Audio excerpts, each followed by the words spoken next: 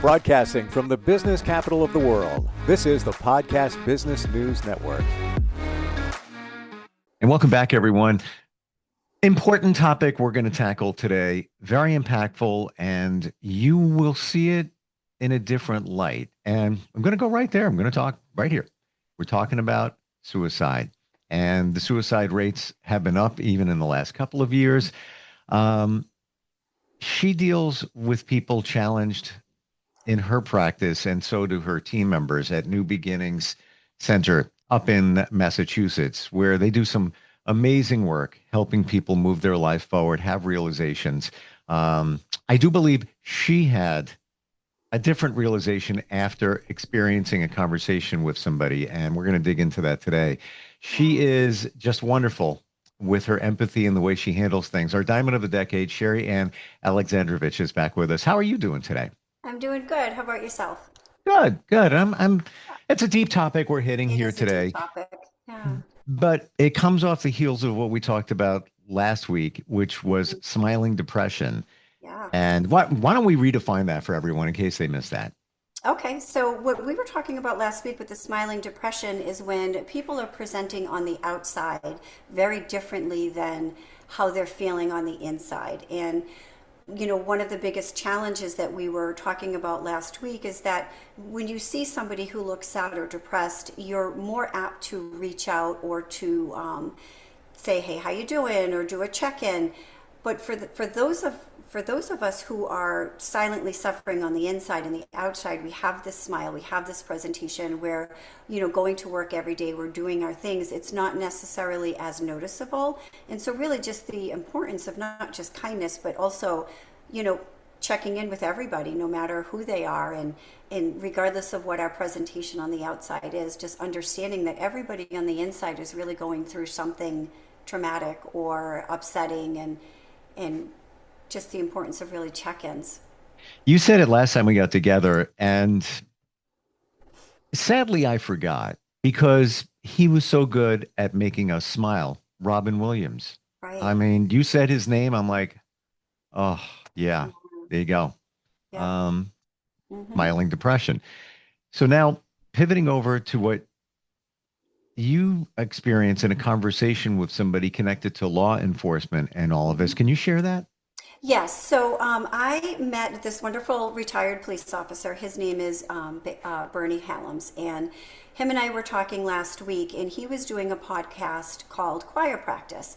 And so one of the things that we were kind of talking about is just some parallels with mental health, and he does a lot of work with police officers. And so he had sent me a YouTube on a friend of his, Matt Griffin, who wrote a book, The Journey to Midnight. And on their podcast, Matt Griffin had come and talked about his book, The Journey to Midnight. And it was so impactful and so powerful to me that first of all, I just really hadn't expected the enormity of what happened during the podcast. And just so for listeners that might want to go and read this or listen to this podcast to understand it's really powerful. And a lot of really raw topics are brought up, but Matt made such amazing points that I thought would be so important to share on the tail end of what we had talked about last week, which is, the smiling depression. And so the book, The Journey to Midnight, really is about Matt's experience with some loss as a police officer and not being able to save certain individuals, and then having people in his, in the police force that had committed suicide. And he talks pretty openly about that. And, a series of things happen in his own personal life, which he's really very honest about in the podcast and in the book as well, where he reaches a point where he himself is suicidal. And one of the really impactful things that that he talked about is that the misconception of suicidality being for people who are weak, or I think people have this perspective that it's an easy way out.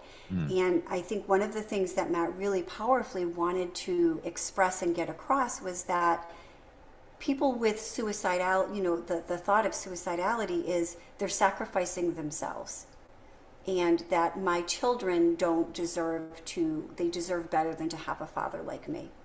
And that personal feeling inside, and how hopeless and desperate somebody must feel that they see suicide as a way of sacrificing themselves for the better of other people.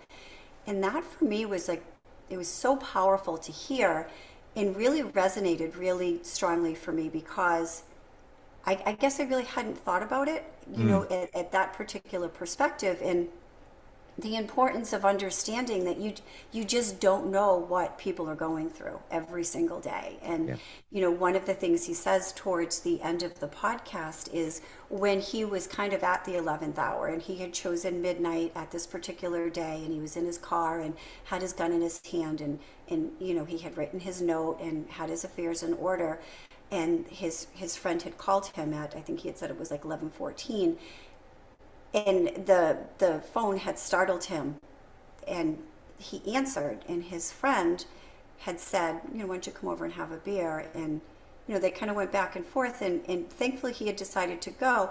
But one of the things he had said was, today's a good day to kill yourself, but so is tomorrow. And that was his mantra for 5 months. And that got him through every single day, where today might be a good day to do it, but so is tomorrow. And just putting it off every day for 5 months, until he was able to then self-reflect and say, today I'm going to do something for myself, or today I'm going to do something more positive. And the book is really about all of his experiences, and it's a powerful podcast. I don't want to give it all away, because I really want to encourage people to definitely listen to it, because I'm not going to do it the same justice that Matt does it when he speaks about his own experience. And and Bernie Helms is just so active in the community as a retired police officer, in helping other police officers who are dealing with this. And it's, they both say it in this podcast, that it's not really geared towards just police officers. It's geared towards just people in general, and how everybody's suffering and having the same experiences. And it's so I just thought it would be really an important topic for today. Sure. And I don't know if you have any feedback on that. I know I tend to kind of ramble when we're No, when I we mean, do this podcast. it's so important, and getting a different perspective Mm-hmm. from this police officer. The friend that called him around midnight, Yeah. was that call it coincidence at that time? Well, so I believe from my understanding it was, but here's the powerful part about this. So the friend who had called him, who ultimately he identifies as in his book as well as had saved his life, his name was Benny. So if you rewind back, 21 years, Benny's son, Benny Jr., was 2.5, and Matt Griffin was on call, and it wasn't his area, and he had heard the call come through that there was a 2.5-year-old. I think they had called it Code Gray, I think is what it was. And forgive me if I misrepresented that, but in how he describes it is that he hadn't put two and two together at the location yet, and he had hesitated before he went to the house, and he lived with the guilt of that hesitation, because Benny Jr. ended up not living. And so when he got there, his friend Benny was deployed. He was in the service, and the wife was there with the baby, and she had gone to take a shower. She put on Willy Wonka, and the 2.5-year-old was swinging from the cords of the blinds in the window, and had gotten it wrapped around his neck. And so 911 was dispatched. Matt was the first one that came to the call, cut him down, was trying to resuscitate. And so I can't imagine the enormity of what he was feeling in that moment, to lose any 2.5-year-old, let alone a dear friend of yours, child. And so it's a powerful segment to watch for sure. And I don't want to get into the descriptions of it, because I don't think we put any warning labels out there before we went live. And so I think it's important that, because they do put some warning labels in this podcast, and prior to watching it, and we didn't. So I want to be mindful of what I'm saying to listeners. But just that he had lived with that for so long. But talk about the world coming full circle, and the universe having plans for us, where the father, Benny, is the one who saves Matt's life. Right. decades later after all of this had happened. And so, Just that feeling of helplessness when you go to that call, your friend's son, I can't even. no, It's, I can't imagine. your own child, that's one thing, no words, but Right. your life's work is to protect and serve. And Hmm. now you show up, and wasn't that his fault or anything like that. Right. But to show Right. up and to feel helpless that you couldn't do anything. Hmm. Um, and, And you know what, you're right, Stephen. You hit it right on the head right there. Is that you do this for a living, and it's that helplessness when you can't execute what you've been trained to do. And I think that that's such a powerful message that everybody needs to understand, and not just from police officers' perspectives, but from therapists' perspectives as well. And even when I reflect upon some of my own challenges in my life, I'll tell you one of the hardest things that I have had to accept is the amount of people that I treat, save, help every day. But when there are people that you can't, and there are people in your personal life that mm, you're not able to help or to save or to rescue, and living with that guilt is something that, and I think maybe that's why Matt's podcast had resonated so hard with me, is that just in my own personal life, knowing that I have been in certainly not that level of a situation, but I can identify and have empathy for that, and how heart-wrenching that is, knowing that this is what you're trained to do, and there are still those moments that you can't yeah. save or fix or help. Well, I guess it comes down to you can only control what you can control, Hmm. and that doesn't change anything, No. and especially in his case going on that call, and even for you, Hmm. and especially maybe it hits even closer to home. What do I mean by that? He goes on this call. It's his friend's son. Right. He's connected to it. It not minimizing it, but you go on a call and it's a stranger. Hmm. You're not as connected, and then your line of work, you become close to the Right. people you work to help. You Hmm. you know them better than their friends and family in some regards. Right. Right. And I can't even imagine, when somebody can't cope anymore. But now Hmm. that we look at it in a different way, where Yeah. Yeah. some may feel, well, that person's weak, put on your big girl pants, man up, whatever it might be, deal with Hmm. life, blah blah blah. No, there's more to it than that, as Right. revealed in this story. That you Right. think you're better off by not being here, Yeah. better off for others.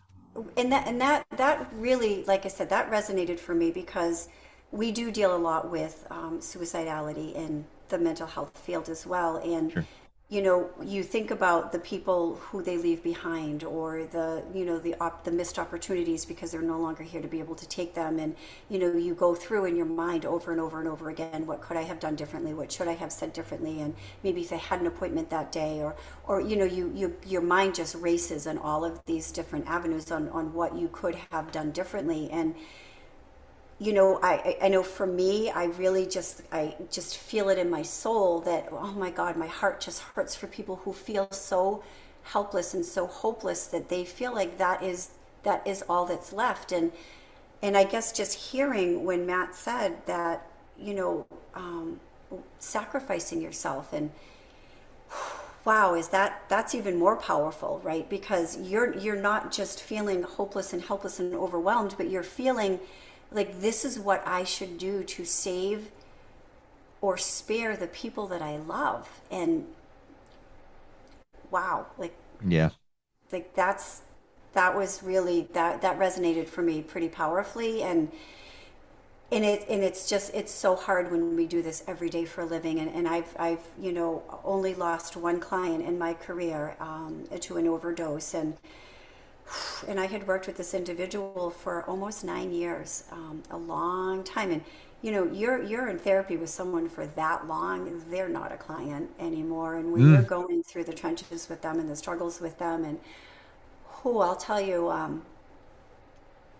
that was the most difficult funeral I ever attended, hands down, is just, picking that mother up off the floor. And you just think about what could you have done differently? Was there anything that you missed? And, in the world of the overdose epidemic right now is just so, my God, you just don't know, that one batch that you buy, you don't know what's in it. And Yeah, it's really just, it's just such a trying time right now. it truly is. But we look at it in a different way with your story today, Yeah. where like talk about the ultimate sacrifice that somebody makes Yeah. thinking that they're doing those around them uh, a service by Yeah. not being here, Right. seeing it through their eyes. That's Yeah. even it's a complete reverse of what we would have thought. For sure. And you know what? I don't want to end without having the opportunity to say, please, please, please, if anybody is thinking that the world is better off without them, my God, that's not true. Nope. I would want, if anything comes out of today's podcast, is for people to know that no matter what, there are people who love you and you can make a difference. And people are not better off without you. It doesn't matter if you're homeless. It doesn't matter if you can't afford to feed your children. It doesn't matter if you have made mistakes that are so difficult for you to wake up tomorrow and live with. You can get through that. And there are those of us out here who want to help you and are here to help you. And the mind plays tricks on us. It really does. It convinces us of things that just are not true. And there are other perspectives and there's other ways of dealing with things and there are other outcomes. And I think that that's just really powerful that I want people to be able to hear. You know, Many of us think that we're a burden when we ask for help, but we don't realize Yeah. that we're helping the person that we ask for help from because they want to help. It makes them feel good no matter what it is. We don't Mm-hmm. look at it that way. It's just like, I don't want to bother Yeah. anybody. I don't want to be the Yeah. burden. No, look at it in another way. And I look at it this way too. You're at a very low point, but walking into a Starbucks and looking at the person at the counter and saying, thank you for making my coffee. It's really good today. By the Yeah. way, your hair looks amazing. Right. They may be going through Yeah. what you're going through, or even worse. We Mm-hmm. all have a bad day. Mm-hmm. Worse, you may save their lives just by one comment like that. Right. It could just Right. reframe everything right at that moment, and you might not Absolutely. know. Absolutely, absolutely. And you think about the pay it forward, that had gone on for so very long, Right? just and that in itself is such an amazing movement. And there's a movie that's about it, which is an absolutely like just such an amazing movie that I've seen in the past. But I've done that at McDonald's or Dunkin' Donuts Me or too. wherever you're at. I don't want to pay for the person behind you, and then they just kind of keep it going. And what a cool concept that is, because I mean, I've walked into I'm a big dollar store junkie. I like to do crafts and stuff. So I'm at the dollar store one day and I don't know, I was kind of having a little bit of a funky day. I wasn't in a great space. And this guy comes up to me and he's like, I hope you don't mind me saying it, but my God, you have like the most beautiful shade of red hair. And I was like, oh, and I just started laughing because it just had so taken me by surprise. And in this particular individual who said that to me was dressed in the most bizarre clothing. I mean, he was like in a bright pink shirt and like green pants. And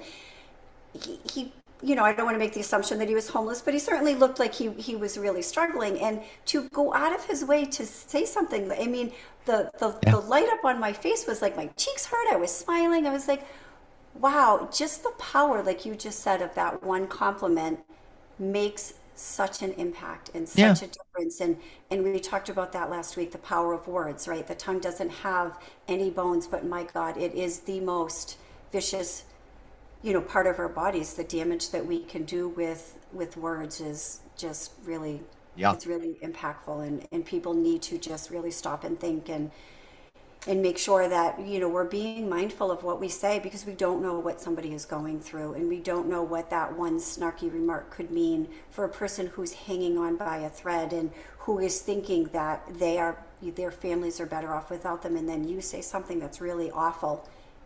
And then that just validates to them exactly what they were thinking. Yeah. And you didn't need to say that. Like there's never a place for bad things, negative words. There isn't. Just rethink it.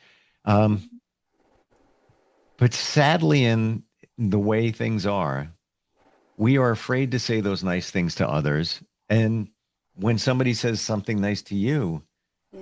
we go on guard. Like, well, what's up? What, this guy trying to pick me up? Like, well, what's going on here? Right. It's just a nice comment. We're so Right. afraid to do it. And Right. then we process it, judge it, check it out, whatever. Mhm.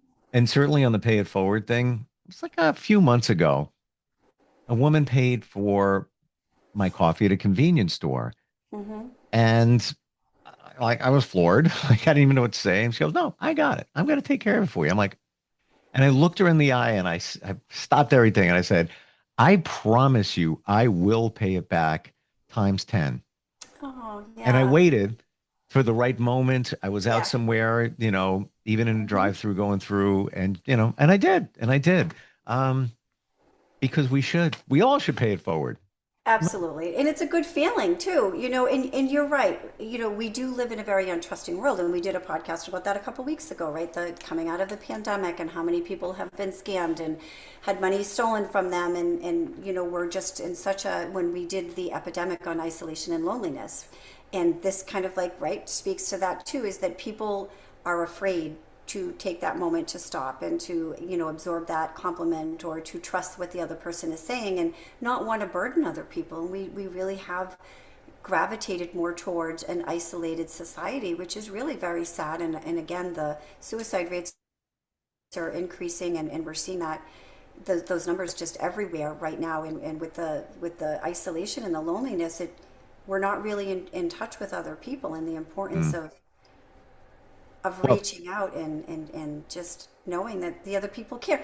And that's an important message for all of us. I struggle with that. I was talking to someone today and I was like, I didn't want to, like, I don't want to burden you with anything. And then I'm like listening to, and the feedback to that is, really? You're not burdening me. Like, right. if I had called you with this question, what would have your response been? And I kind of like took a minute. I was like, oh, I guess like personally, I probably would have been insulted if someone had thought they didn't want to burden me with something, right? And Right. but here I am doing the same thing, and I know better. I know better. I do this And for a living. you would never want to be that person that somebody thinks, well, I'm not going to ask them Right, because I don't want to burden them. And I'm not talking about even the serious stuff we're here, yeah, discussing. I'm just talking about anything. anything. Right, Yeah. Why would you ever want to be that person? Because they don't exist. It's in our minds. right. Yes, and I do that a lot with my clients. I'll have that conversation. Well, if you were in that situation, right? That whole like perspective taking and looking at it from and reframing and all of the things that we do in therapy. But I think those of us who do this for a living, we forget to do it for ourselves. We forget that we also need the self-care. We forget that there are people out there, and it's okay for us to let down our guard. It's okay for us to extend ourselves and let somebody in to help us. And we just have to, if like, if we're not good to ourselves, how do we expect other people to be good to us? Well, you said something a moment ago that really resonates in that we don't know we isolate so we don't know others as well. But Hmm. even though we're isolating now more, especially COVID, Yeah. all that, we don't know us. That's the other challenge. You got to get to Right. know you, Yeah. me, you know? Absolutely, absolutely. And I mean, throughout COVID, a lot of changes. People lost jobs, changed careers. The Yeah. divorce rate was astronomical. Yep. The birth rate, my God, there are children coming out everywhere during COVID. People were having babies, and so many changes in society. And then getting back, and I know that we have been post-COVID for a long time. However, we are still in the effects of it. I mean, that's there are fears, there were losses, there were people who lost jobs, lost houses, lost family members. They just had to just reinvent themselves in so many different ways. So your point is so valid, Steve. Just we got to take them a moment to just like step back and like get to know who we are as Mm, individuals, and because we're an important element, we're an important part of all of this. totally. And, it's a cliche, but unless you know and love yourself, you can't properly give that to others. And I'm not talking about, close family personal relationships only, everything. And by the way, everything the way we pilot. Um, Sherry Yeah. Ann, what's the best way if somebody's going through some challenges, maybe want somebody to talk to? What's your suggestions? So there's hot suicide hotlines that you can Google it. I don't have any of the numbers off the top of my head. Obviously, 911 is going to be your first phone call if you know of somebody that needs to have a well check or is suicidal. There are all kinds of suicide hotlines out there that you can call. Call a friend. Call your therapist. You know, we're always available. There's mobile crisis. I don't know about states outside of Massachusetts, but I know like within Massachusetts we have mobile crisis that's available to us in addition to emergency mental health hospitals that can help, you know, with things like that. Calling our local police department. And you know, get yourself in therapy if you're feeling really overwhelmed or you're having any of these thoughts that we talked about today, you know, about wanting to sacrifice yourself or things just being too hard and not really knowing what to do next. Reach out and get some help, because my God, can you imagine if you can just turn that around and then be that spokesperson for somebody else? You know, I mean, and having this like Matt Griffin is talking about, and bringing it just full circle, where he was in that lowest point of his life, and then he's writing a book and doing a podcast to help other people. The way it should be, and it is. Yeah, It really is. yeah, yeah. Um, there are many that are here to listen and help, and you're never burdened. And Never. in closing, what was that thing that his friend said to him? Today's a good day. Oh, if today's a good day to die, tomorrow, so is tomorrow. Yeah. Thank you for bringing this to our attention. Deep stuff, but it needs to be discussed, Sherry, and I really Yeah. appreciate it. Okay, sounds Thanks. good. We'll catch up soon. We'll be right All back. right.